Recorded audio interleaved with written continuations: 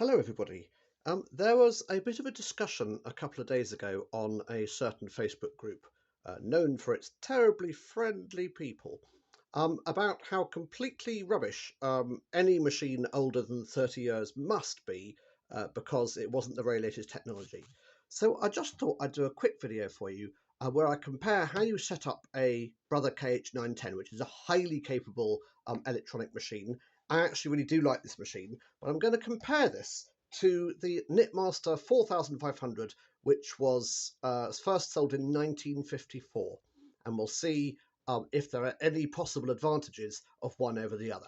So I'm not going to set up the 910, but let's turn to how we set it up. Okay, and let's just have a quick look. So here's our first page on how to set up the machine. We've got 6 pictures, and we've got to take some clamps out. We've got another 6 pictures here about how we have to clamp it to the table, how we have to release the K carriage, how we have to take out the yarn tension unit. This is all about how to set up the yarn tension unit, how to put it into the machine. We've now got to take out the extension rules and the rails and the L carriage. We've got to get out the cast-on combs. Then we've got all these accessories that we've got to get out and identify.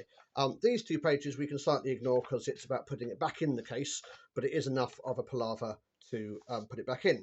Now, here we go. We can't just knit with any old yarn. We have to specially wind it onto a cone. And then part 2 is we've got threading the yarn tension units. We've got a couple of pages on how to thread the yarn tension units.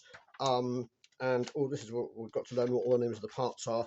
This is where we talk about how thick a yarn it should be. That's sort of part 2. Then part 3 is setting up for casting on. So here we are. Here's to how to set up to cast on. We've got a couple of pages here. We've got to get out our cast on comb. We've got to hang it on there. We've got to thread the yarn up into the yarn, into the K carriage. Okay, and then finally here, at the top of page 21, we get to the bit where you remove the cast on comb and we start knitting. So at the bottom of page 21, we have managed to do maybe 10 rows of knitting. Now, as I said, this is a fantastic machine and I really, really like it. But what I'm going to do is I'm going to compare those 4 parts. 1, setting up the machine. 2, threading the yarn. 3, preparing for cast on. And 4, knitting your first 20 or so rows with the Knitmaster 4500 from 1957. This particular one, and we shall see if we can notice any difference at all. Okay. Right then, let's have a look at the Knitmaster 4500, and don't forget we're going to go through those 4 parts.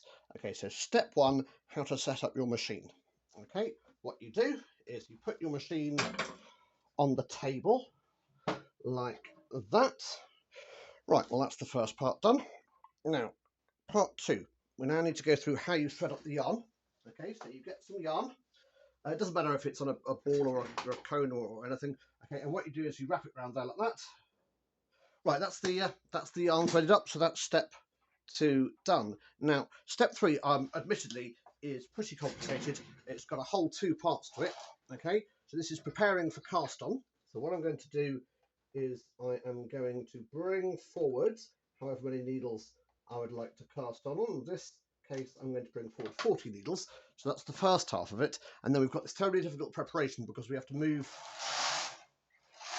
the carriage both ways like that. Okay. And then step 4 is actually casting on. Now, what I will say about this is that I'm not going to stop and fix any mistakes because this is just a quick video. But here we go. Here's how you cast on. You ready? So here's the first row.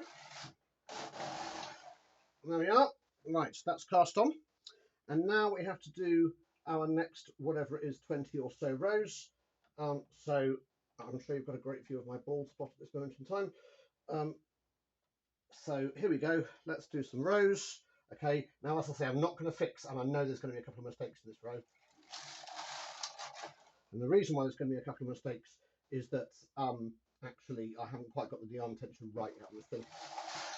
However, even if there's horrible mistakes and I just carry on knitting, after a few rows, you will see it starts to straighten itself out a bit.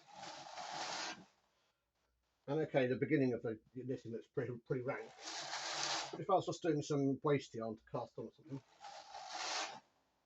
then it would be fine. Obviously, if I was going to cast on for some actual knitting, I'd cast on properly. but then the brother one you can't actually use for knitting either. So as you can see, doing my first few rows has taken me, what, a minute tops from the machine was in the box. So actually, there are no clamps, there are no weights. It takes, oh, I mean, a 15th of the time maximum. And okay, you can't do fancy stitches, but to be fair,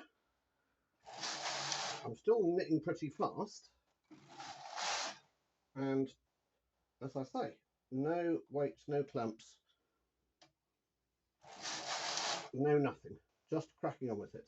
Now I'm actually going to stop now because I've made some pretty hideous mistakes which I've then miserably failed in any way to rectify. But there you go. That's the machine, and that is why I think there is more to machine knitting than just the very latest and the very shiniest.